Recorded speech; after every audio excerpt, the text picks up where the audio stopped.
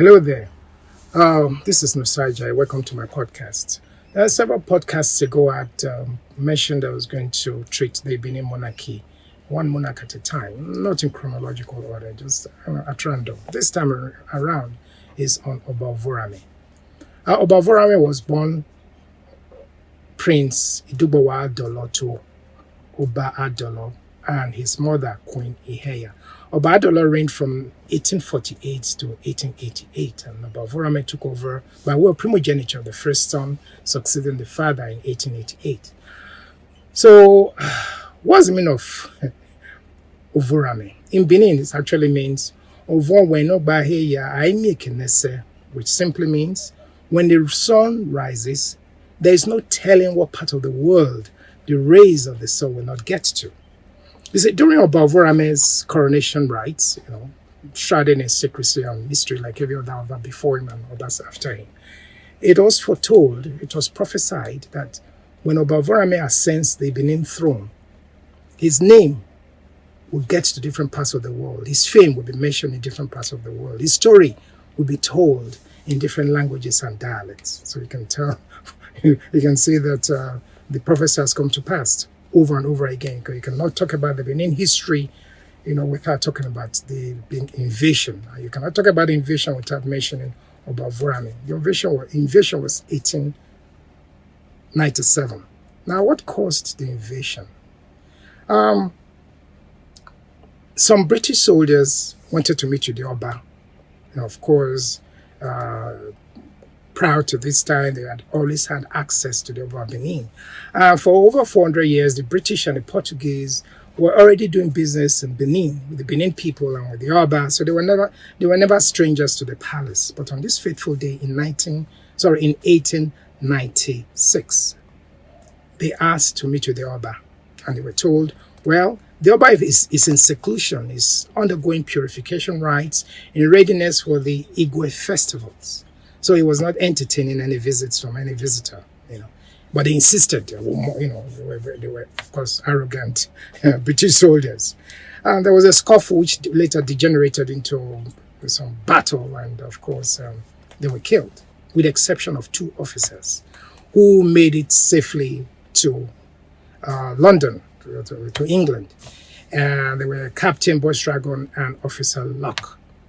The presence of the King of England, the narrated experience, the King of England was very angry, and so what we're gonna do? Was upset, how dare those Negroes, those black people, how dare they lay hands on a British soldier. British soldiers said somebody must pay for this.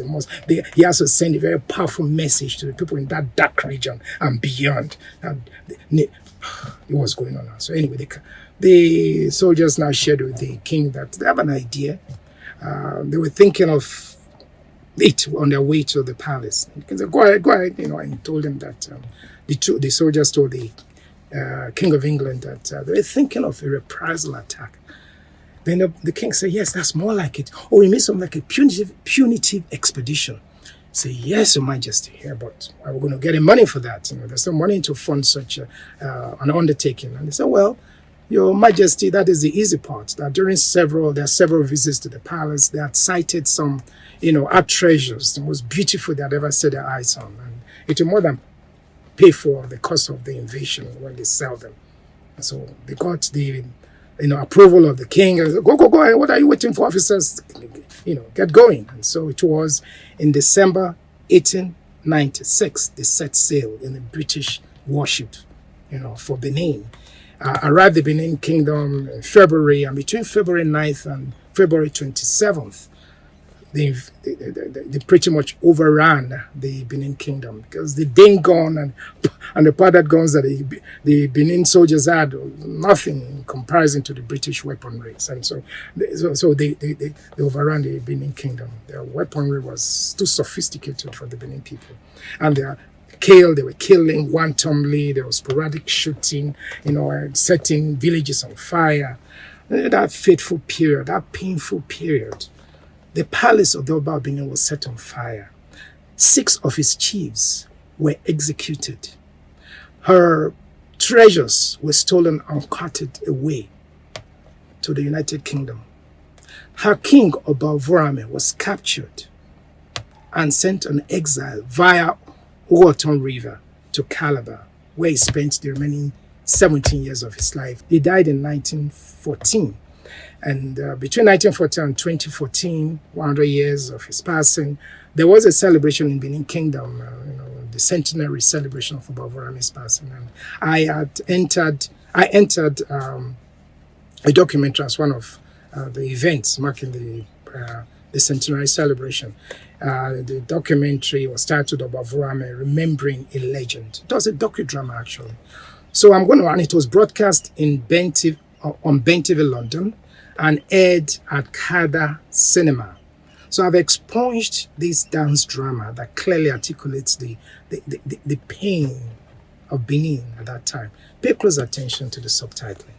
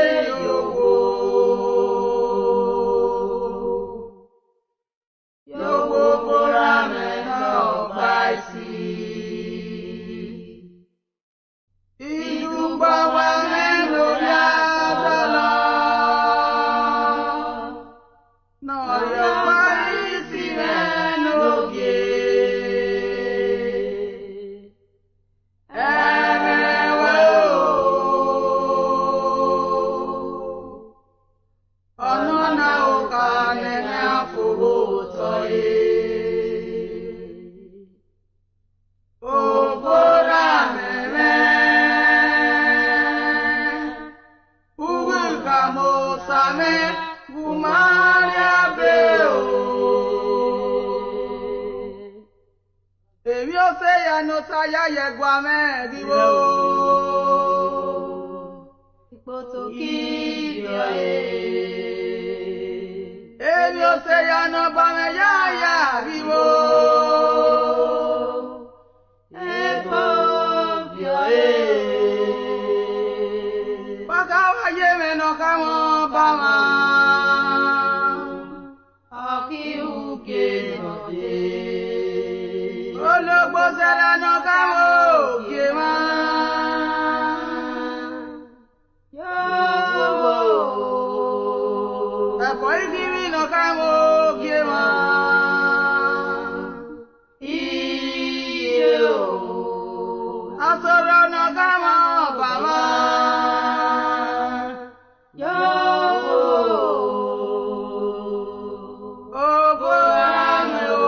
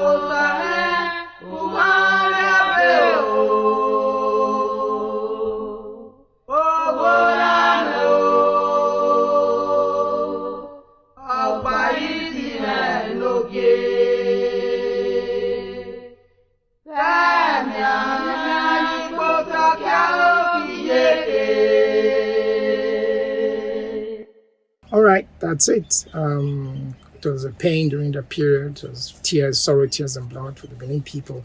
Well, some of the art treasures are beginning to find their way back to their ancestral home, which is the palace of the Oba of Benin, and many more are being expected. When it comes to reparation, well, what can actually make up for the pain that the Benin people suffered? The pain, the blood, the sorrow, tears that flowed freely on that day or during that 2-week period. That's it. So watch out for my next posting on my channel. Remember to subscribe. Press the subscribe button so you'll be notified of new postings. Okay? Be good and stay blessed. See you next time.